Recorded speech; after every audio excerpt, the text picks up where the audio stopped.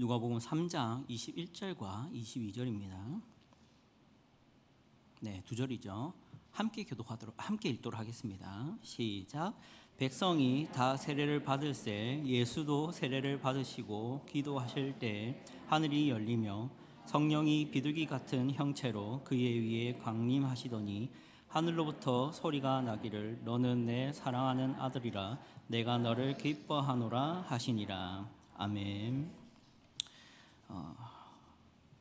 우선 강의의 맥락과 이해를 좀 복습하는 시간을 가질 필요가 있을 것 같아서 지난 내용과 함께 우리가 지금 어느 부분을 배우고 있는지를 잠시 돌아보는 시간을 가지고자 합니다.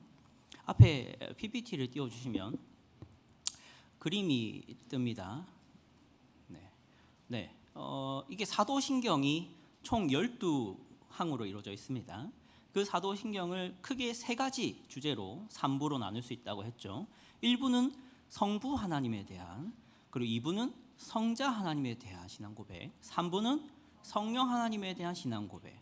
우리가 지금 어느 지점에 와 있는지 보이시죠? 빨간색으로 되어 있습니다. 어느 지점이죠? 성자 하나님에 대한 신앙 고백을 배우고 있습니다. 사도신경은 다시 한 번 더 강조하자면 복음의 요약인데, 그 복음의 요약이라고 되어 있는 내용을 보시면 성부 하나님에 대한 지식, 성자 하나님에 대한 지식, 성령 하나님에 대한 지식인 것을 알 수 있습니다. 자, 이 지점에서 한 가지 설교를 좀 더 유익하게 듣기 위하여 한 가지 당부드릴 것이 있습니다. 우리 모든 사람들이 주의해야 될 점인데요. 우리는 하루 만에 10kg가 빠지는 다이어트 비결이라는 강의 1시간을 듣기보다 어디 중동 지역의 고대인이 빗살무늬 토기를 어떻게 만들었는가에 대한 강의 10분을 듣는 게 더 힘듭니다. 왜 그럴까요? 관심도의 차이죠. 나에게 상관이 있고 나에게 중요한 지식, 나에게 와닿는 지식, 나에게 당장 쓸모있는 지식은 관심을 가지기가 쉽고 거기에 대한 귀를 기울이기는 쉽지만, 나랑 전혀 상관없는 삶의 문제를 다루고 있는 것 같은 지식과 내용들이 얘기될 때는 그것이 관심이 떨어져서 안 듣게 되는 경향은 모두가 가지고 있습니다. 나쁜 것이라기보다는 그게 사람인 것 같습니다. 그렇다 보니까 우리가 하나님에 대한 말씀들을 볼 때도 우리에게 당장 쓸모가 있고 우리가 당장 실천할 수 있을 만한 내용들을 담고 있기도 하지만, 우리와는 전혀 관련이 없는 것 같은 지식의 내용도 성경에는 많이 있습니다. 근데 그 중에 가장 대표적인 게 성부 하나님에 대한 지식, 성자 하나님에 대한 지식, 성령 하나님에 대한 지식입니다. 이 얘기를 당부드리는 이유가 우리가 지속적으로 성부 하나님은 어떤 분이신지, 성령 하나님, 성자 하나님은 어떤 분이신지에 대한 얘기를 할 때마다 우리에게 모두가 공감할 만한 그런 우리 마음속의 상태가 있지 않습니까? 이게 나랑 그리 큰 관련이 없는 것 같아서 자칫 관심이 떨어지는 그런 문제가 모두에게 있을 수 있습니다. 근데 그것은 그 자체로는 문제가 되진 않지만 사단 마귀가 거기에 무슨 생각을 첨가할 수 있냐면, 하나님에 대한 지식, 성자 하나님에 대한 지식, 성령 하나님에 대한 지식은 재미가 없고 관심이 떨어질 만한 주제니까 안 들어도 돼 와 같은 생각을 마귀가 들어올 수 있습니다. 하지만 성경의 진리는, 하나님의 말씀의 이 복음의 진리는 나의 흥미 여부와는 관련이 없이 생각해야 됩니다. 내가 관심이 있는 주제는 중요한 주제고 내가 관심이 안 가는 주제는 중요하지 않은 주제다라는 생각은 어리석은 문제를 낳습니다. 우리는 항상 나에게 이것이 흥미를 끄는 주제든 아니든 중요한, 하나님께서 중요하다고 말씀하고 계신 말씀이라면 그것만큼 더 집중해서 들어야 될 것은 없다라고 생각합니다. 그래서 우리가 이 시간 복음의 요약으로서 사도신경의 내용을 살필 텐데, 성자 우리 예수 그리스도에 대한 지식을 들을 때 이것이 당장 나의 삶의 문제, 내가 어떻게 말하고 행동하고 선택해야 되는가에 대한 문제와는 관련이 없을지라도 이것이야말로 하나님이 우리에게 주신 하나님 나라의 비밀이었다는 것을 기억하시며 구약의 아브라함부터 노아뿐만 아니라 다윗, 솔로몬까지도 보고 싶어 했고 듣고 싶어 했던 비밀이었다는 것, 우리 주 예수 그리스도의 십자가라는 것을 우리가 잊지 않고 우리가 다루고 있는 이 주제들이 중요하다, 다시 한번 생각하면서 말씀드렸으면 좋겠습니다. 우리는 현재 사도신경 2부 성자 하나님에 대한 신앙 고백을 다루고 있습니다. 2부는 1항부터 6항으로 총 6항으로 이루어져 있는데 2항부터 7항까지의 내용이죠. 앞에 그림을 이제 또 봐주시면 이 2부를 정리를 하면 저렇습니다. 2부를 정리하면 전반부는 2항으로 이루어졌고요, 후반부는 나머지 3항부터 7항까지가 사도신경의 이 성자 하나님에 대한 정리라고 할 수 있습니다. 전반부는 무슨 주제를 다루고 있습니까? 1번 돼 있죠. 같이 읽어볼까요? 시작. 성자 하나님은 누구신가? 이게 전반부 내용이라면 후반부 2번 읽어볼까요? 시작. 성자 하나님은 무엇을 하셨는가? 이게 사도신경 제2부 성자 하나님에 대한 정리입니다. 전반부 2항만이 이 성자 하나님이 누구신가를 다루고 있다. 누구신가 하는 것과 무엇을 하셨는가는 다른 겁니다. 그렇죠? 제가 전필국 전도사라는 것과 제가 그럼 무슨 일을 하는 것과는 별개의 내용인 것처럼 말이죠. 그래서 우리가 사도신경 2부가 이런 구조라는 것을 머리에 잘 새겨놓고 내용을 계속 들어가도록 하겠습니다. 그럼 우리가 다루고 있는 것은 지금 2항의 내용을 다루고 있습니다. 성자 하나님에 대한 지식 중 전반부 내용이라고 할 수 있는데요, 하일데베르크 요리문답에서는 29문부터 34문답까지가 이 2항에 대한 설명입니다. 지난주에는 29문답과 30문답을 강승일 강도사님이 다뤄주셨고요, 오늘은 그러면 31문답과 32문답을 다루도록 하겠습니다. 34문답까지 다 다루진 않겠습니다. 자, 31문답 이제 보시죠. 여러분이 가지고 계신 강의 안에 31문답입니다. 31문답의 문을 제가 읽고 여러분이 답을 해주시면 되겠습니다. 왜 예수님을 기름 부음 받은 자라는 뜻의 그리스도라고 부릅니까?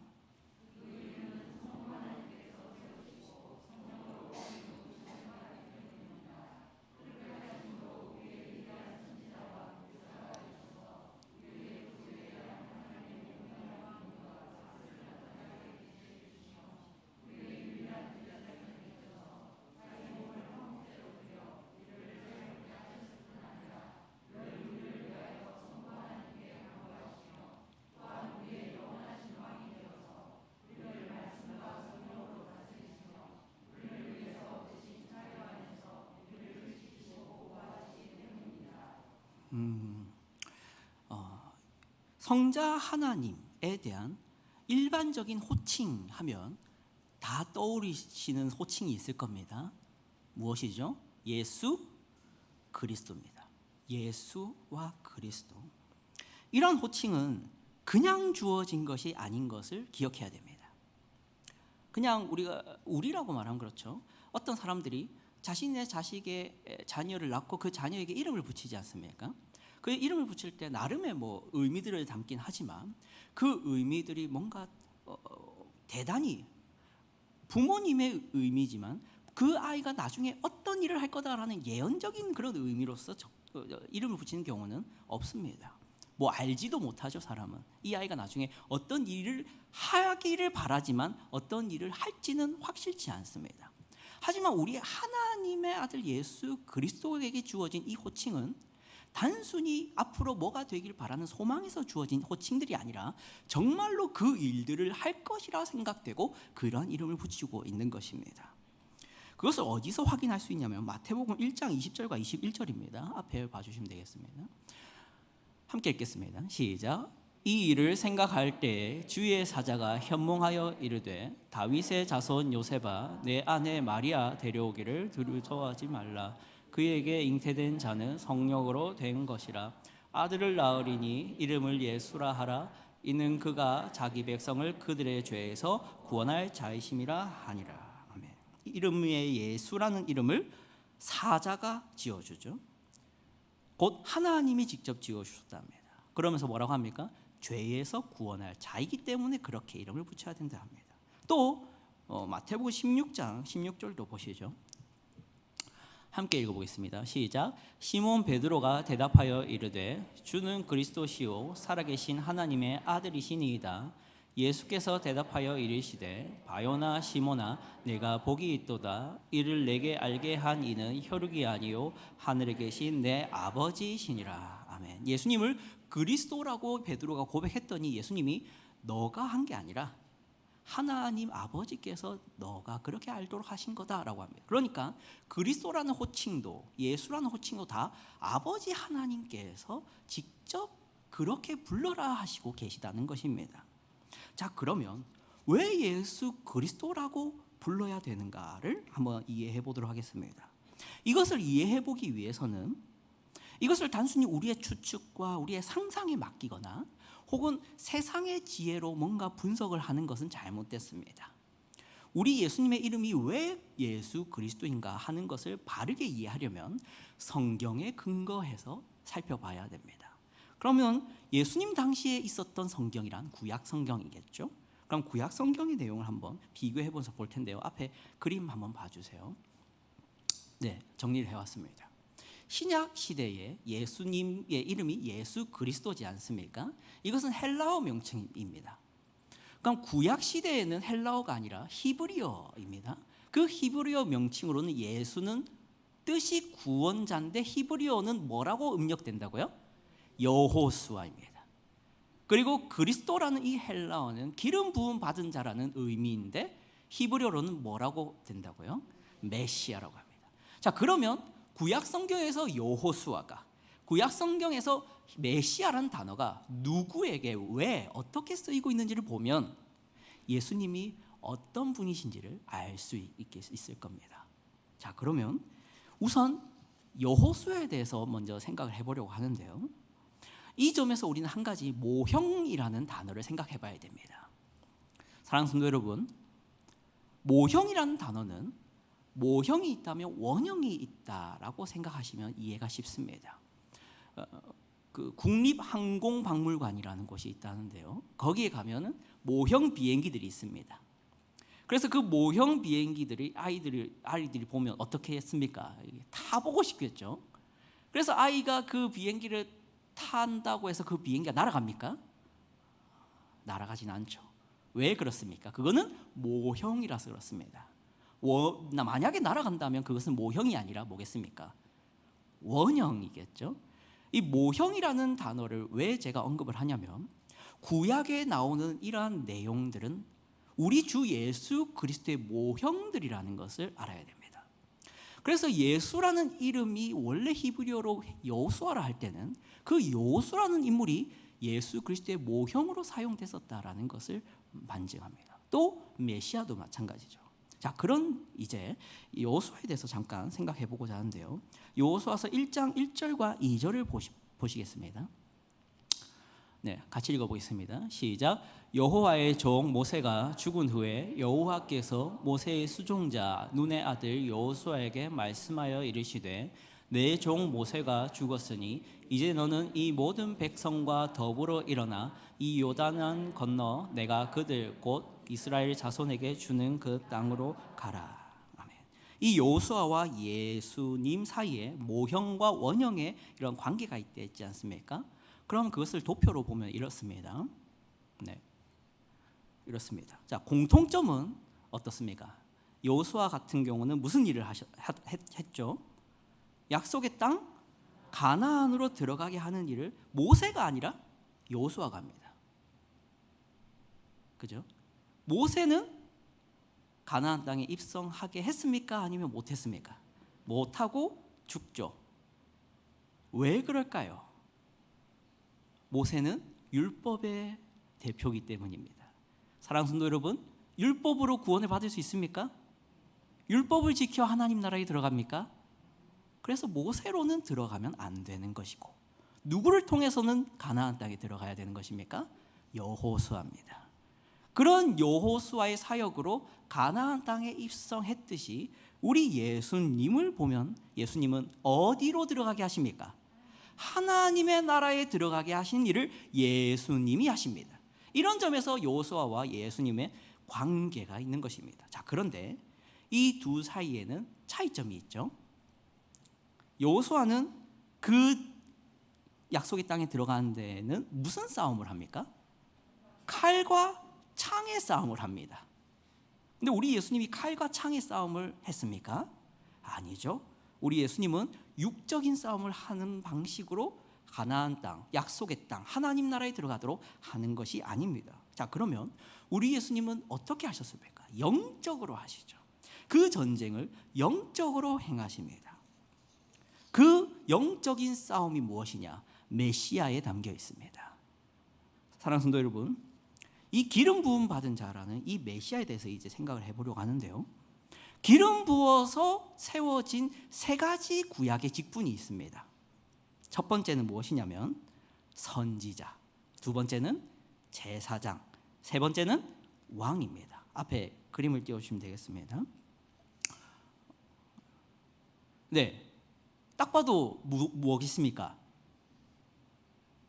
딱 봐도 안 보입니까? 선으로 시작합니다. 네, 선지자입니다. 선지자. 이 선지자가 기름 부어서 세워졌습니다. 한번 보시죠. 띄워주세요. 네, 같이 읽어보겠습니다. 시작.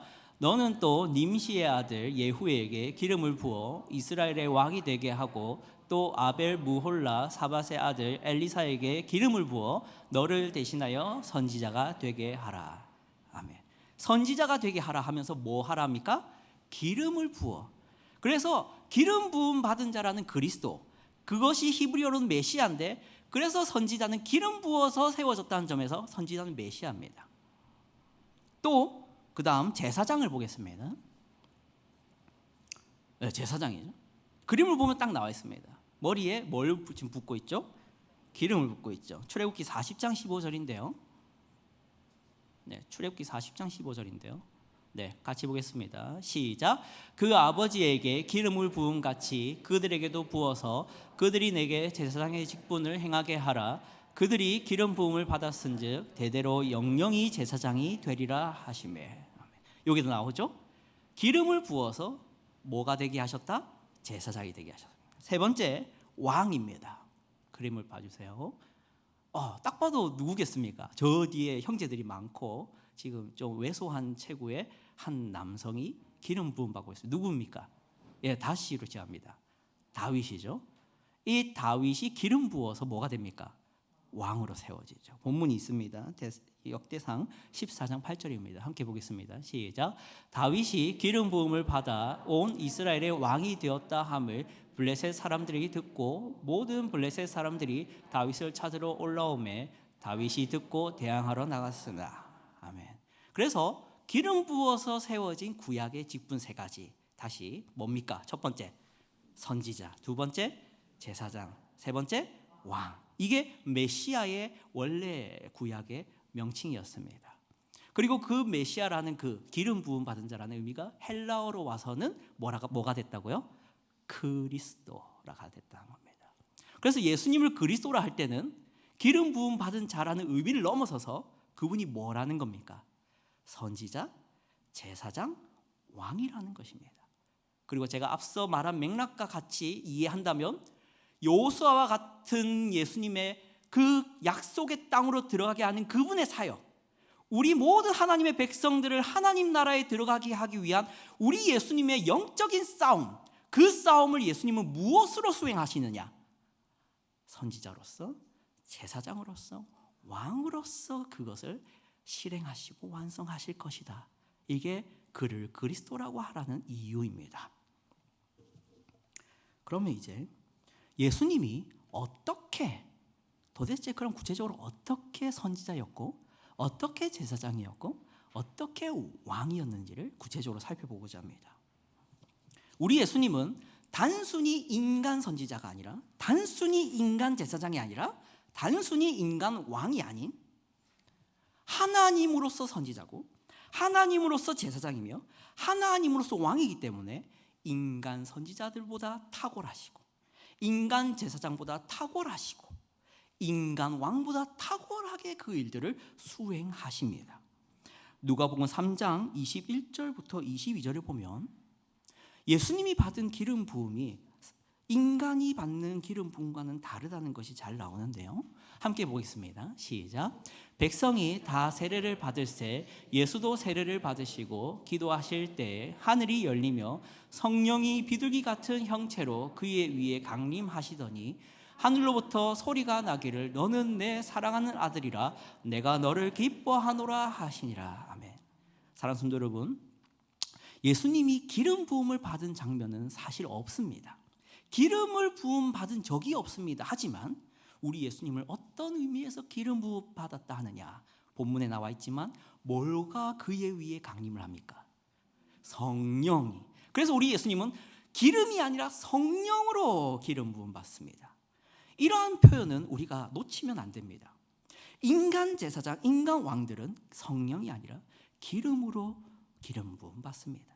그리고 그 기름 부음을 행하는 자가 인간입니다. 아론의 경우에는 모세가 기름 부었죠. 엘리사의 경우는 엘리야가 기름을 붓습니다. 그렇죠? 그리고 다윗은 누가 기름 부었습니까?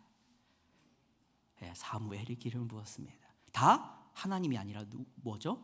인간입니다. 하지만 우리 예수님을 보십시오. 우리 예수님을 성령으로 기름 부은 분이 누굽니까? 하나님이 직접 하십니다. 그리고 그 재료는 기름이 아니라 무엇입니까? 성령입니다. 이것은 단순히 특별함을 드러내기 위해서가 아니라 어떤 의미가 담겨 있냐? 이분이 하실 삼중의 사역은 제사장으로서 왕으로서 선지자로서 이 예수님께서 하실 사역은 너희와는 차원이 다른 사역일 것이다의 암시입니다. 그래서 우리는 예수님의 선지자 되심, 예수님의 제사장 되심, 예수님의 왕 되심을 생각할 때 한낱 인간과 같은 수준으로 억측을 하는 것을 멈추고 차원이 다른 그분의 사역들을 기대감을 가지고 볼 필요가 있습니다. 한번 이제 그 구체적인 내용을 보도록 하겠습니다. 첫째로 선지자직에 대해서 보겠습니다. 예수님은 어떤 점에서 인간 선지자와 다른 탁월한 선지자이셨습니까? 첫 번째는 이것입니다. 내용적으로 탁월합니다. 내용적으로요. 두 번째는 이것입니다. 방법적으로 탁월하십니다. 내용적으로 탁월하다는 것은 무엇이냐? 인간 선지자들은 어떤 문제가 있었냐면요, 그들은 꿈과 환상으로 하나님의 뜻을 받아서 예언을 했습니다. 그렇기 때문에 그들의 예언들은 꿈이나 환상의 그런 모호함을 가집니다. 여러분이 선지서들을 읽어보면 그렇지 않습니까? 뭔가 비유, 상징, 뭔가 이해하기 쉽지 않은 모습으로 선지자들은 예언을 합니다. 그리고 그 선지자들의 예언도 완벽하지도 않습니다. 우리 예수님의 이름을 알지도 못합니다. 그저 하나님이 주신 꿈과 환상 혹은 그분의 세미한 음성을 들어서 겨우 예언할 뿐입니다. 하지만 우리 예수님은 어떻죠? 요한복음 17장 8절입니다.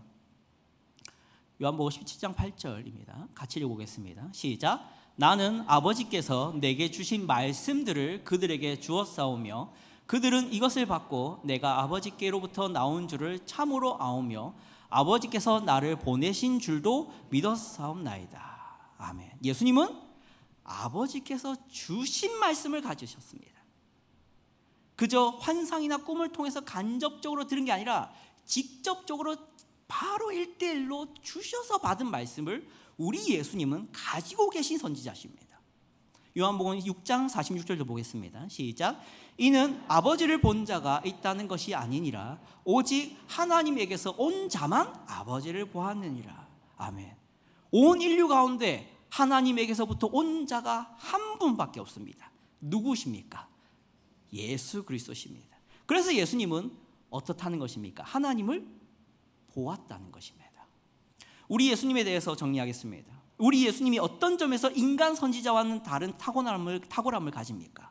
내용적인 면에서 탁월함을 가집니다. 어떤 점이 그렇습니까? 예수님은 직접 봤습니다. 직접 하나님과 대면하여 직접 그분의 말씀을 듣습니다. 하나님과 대면하여 아버지 하나님께 묻고 답을 얻습니다. 그리고 그분 곁에 계셔서 아버지 하나님을 대면하고 그분의 성품과 그분의 생각과 그분의 모습을 보았다고 합니다. 그 예수님이 이제는 선지자가 되셔서 오셨던 것입니다. 그러한 예수님은 차원이 다른 선지자이신 것이죠. 그래서 요한 사도는 이 예수님에 대해서 이렇게까지 표현합니다. 요한복음 1장 14절입니다. 함께 읽겠습니다. 시작. 말씀이 육신이 되어 우리 가운데 거하심에 우리가 그의 영광을 보니 아버지의 독생자의 영광이요 은혜와 진리가 충만하더라. 아멘. 예수님이 뭐라고요?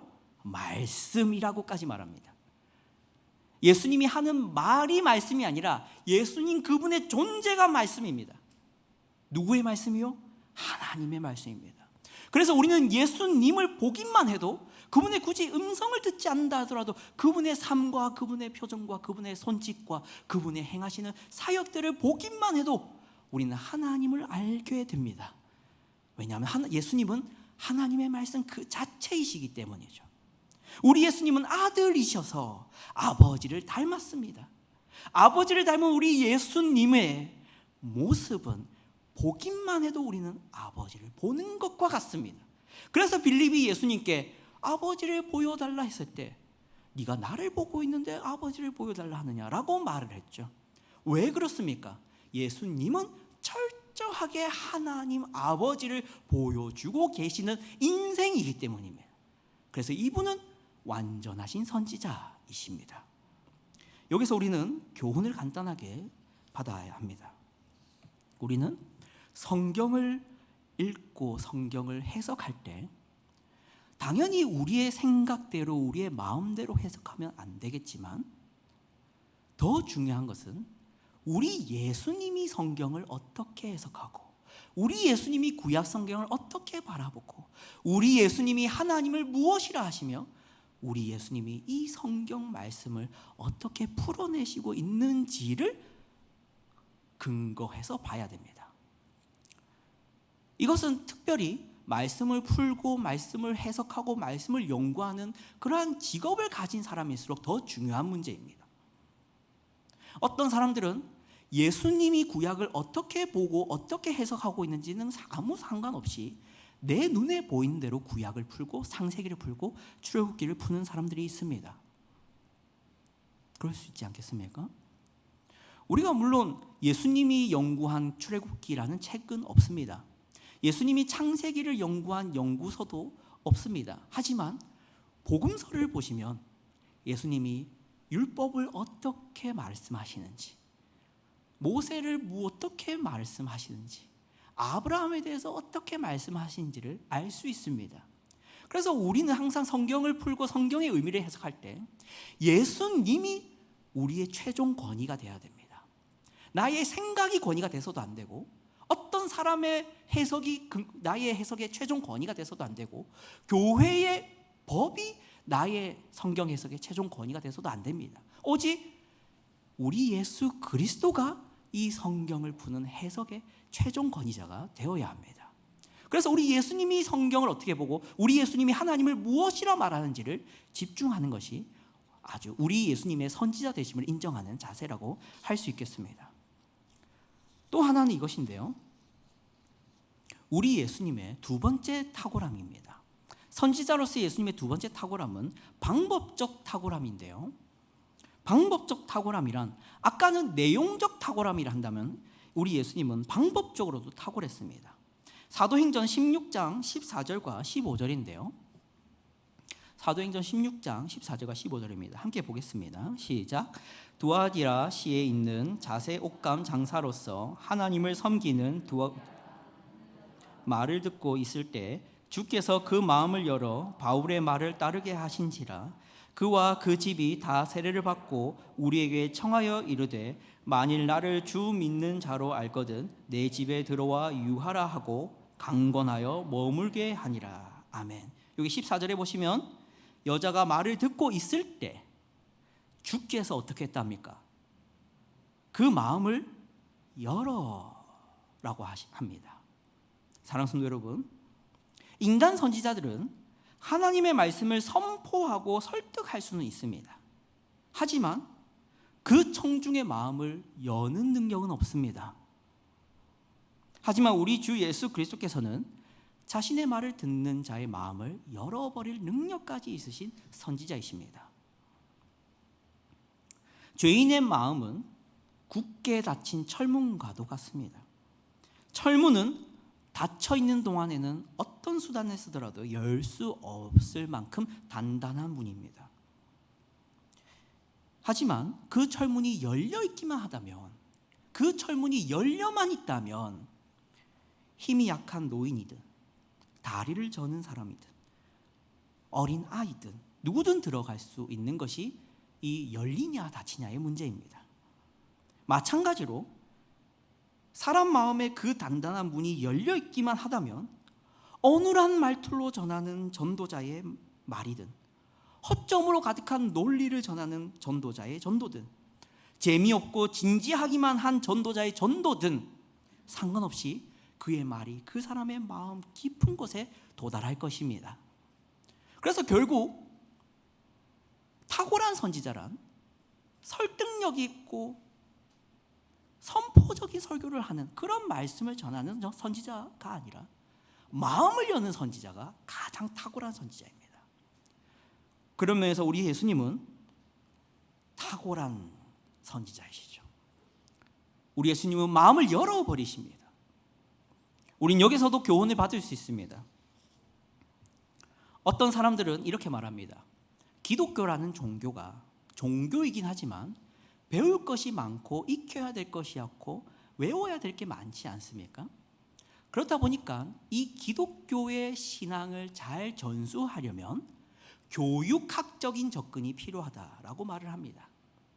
교육학적인 접근이 무엇입니까? 학생들이 이 교육 내용을 어떻게 하면 효과적으로 더 수월하게 입력되고 배울 수 있는가를 연구한 학문, 그것이 바로 교육학입니다.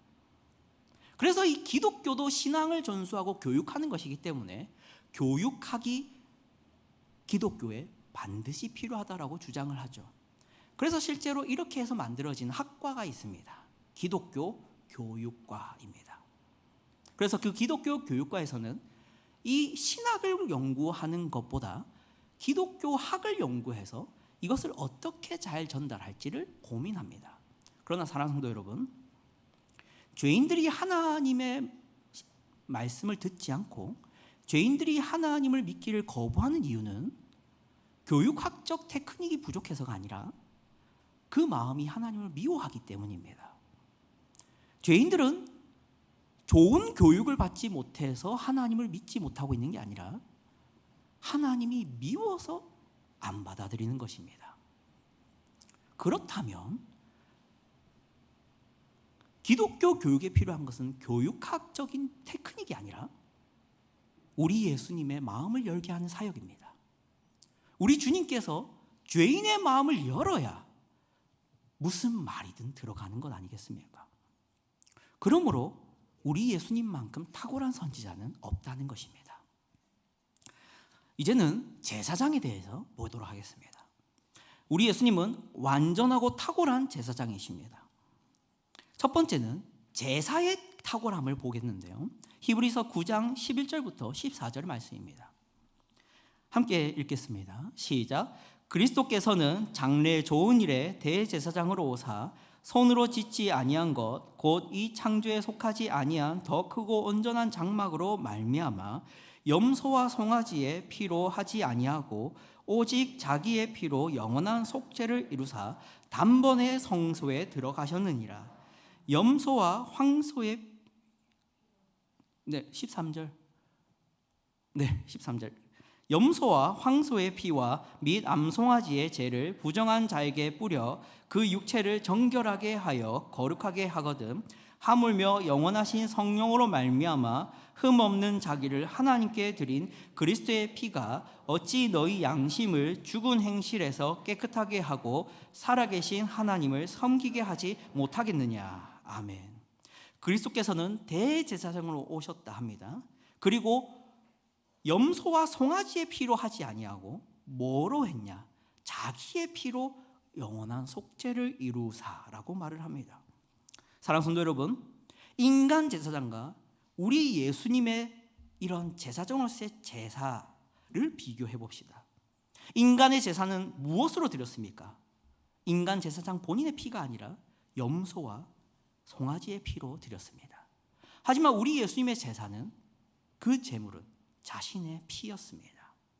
그 자신의 피란 단순히 인간의 피가 아니죠.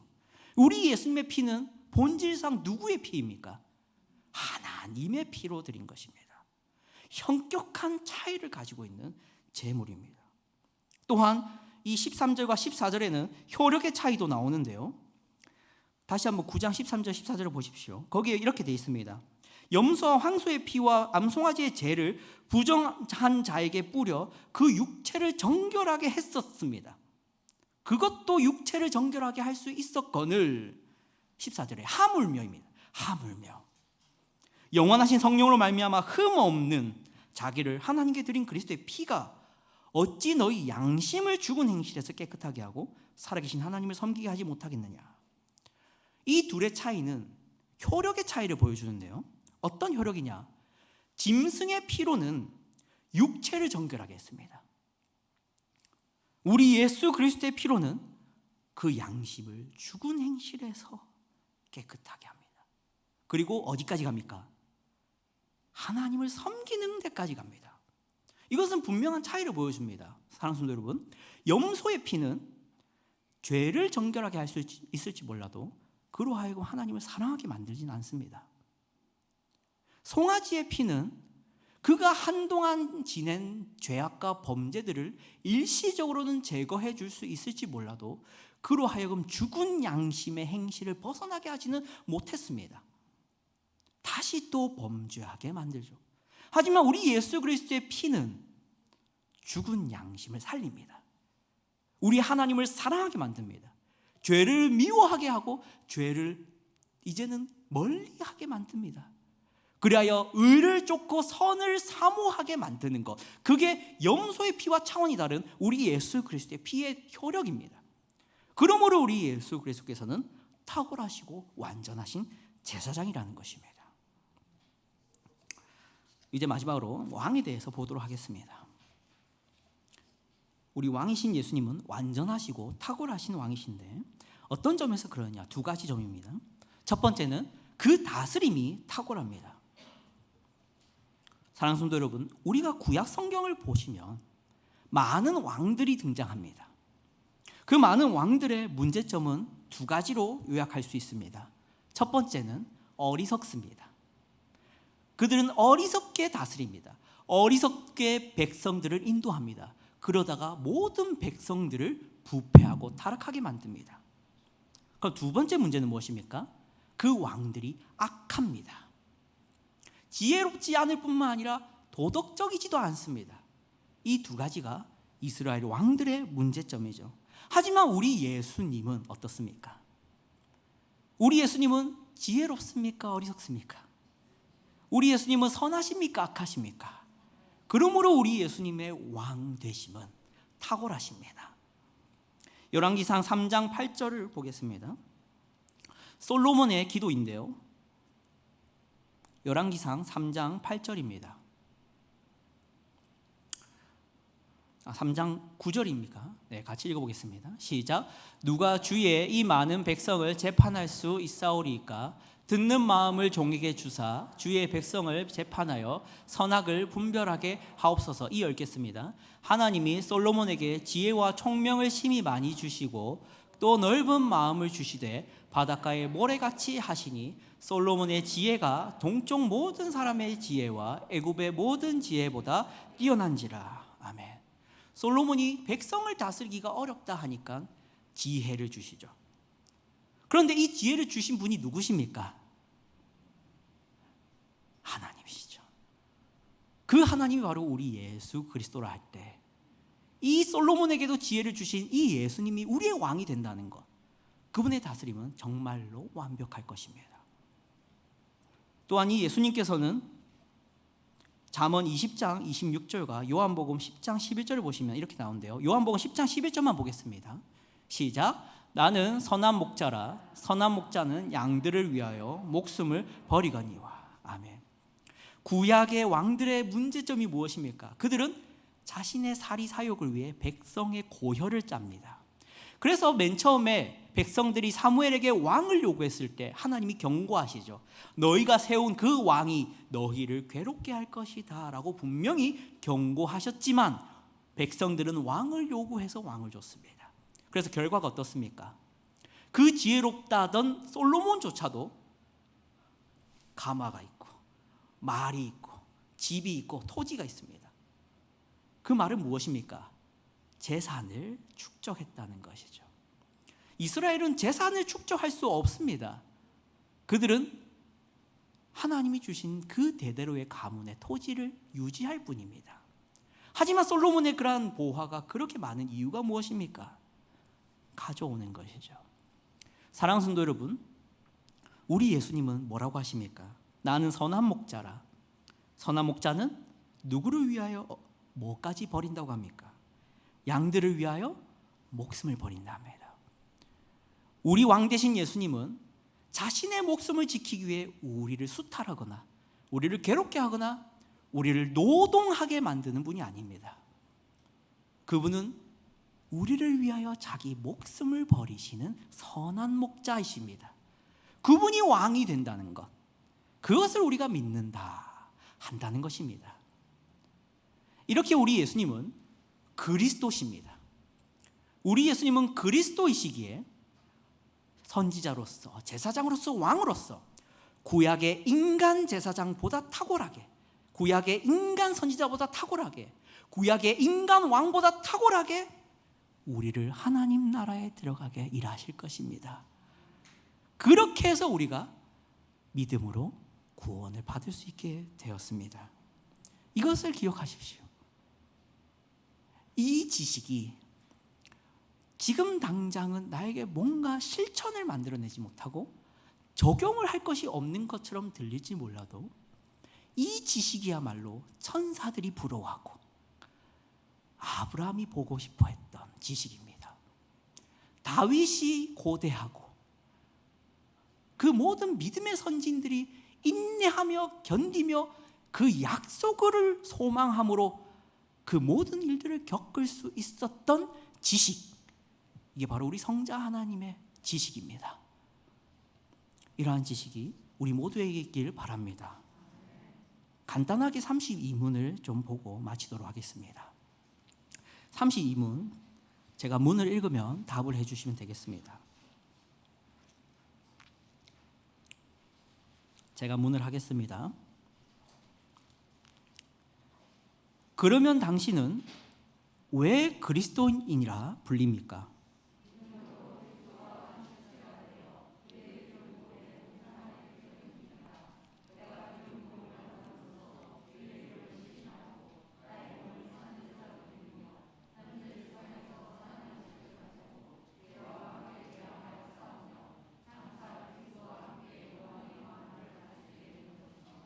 아멘.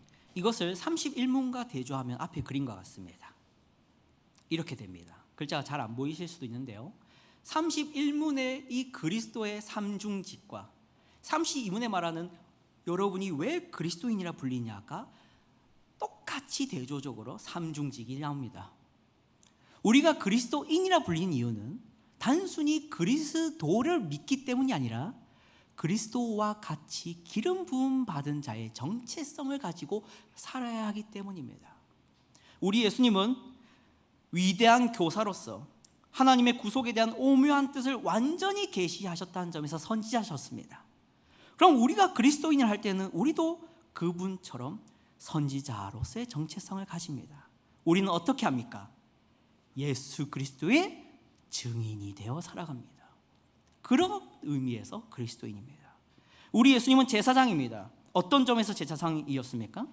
대제사장이 되셔서 자기 몸을 화목제물로 드리시고 우리의 완전한 중보자가 되셨습니다.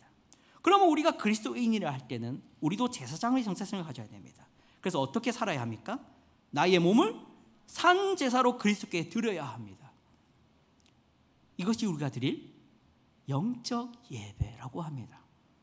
우리 그리스도께서는 마지막으로 왕으로서의 일을 하셨습니다. 어떻게 하셨습니까? 영원한 왕이 되셔서 우리를 말씀과 성령으로 다스리시며 우리를 지키시고 보호하십니다. 그럼 우리는 이제 왕으로서 어떻게 정체성을 가지고 살아야 됩니까?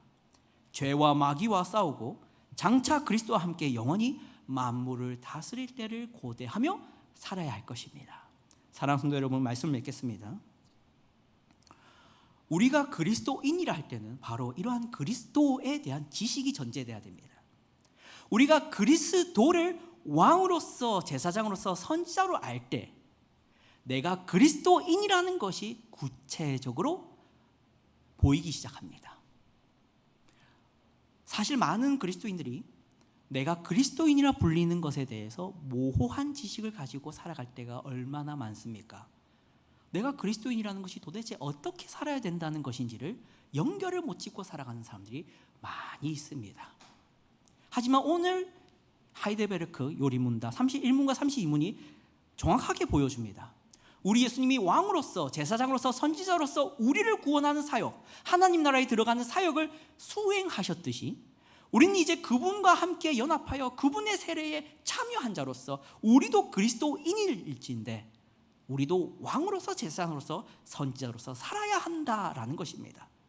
그래서 우리도 우리 주님을 증언하고 우리 주님을 위해서 나의 육체를 산 제물로 드리는 삶을 살아가고, 또한 왕으로서 죄와 싸우고, 우리 예수님이 죄와 싸우셨듯이 죄와 싸우고, 우리 예수님이 마귀와 싸웠듯이 마귀와 싸우고, 하루하루를 버티며 마지막 날 이 온 만물을 다스릴 통치에 나도 참여할 것을 고대하며 연습하는 인생을 살아가는 것, 그것이 바로 우리가 그리스도인이라 불리는 이유입니다.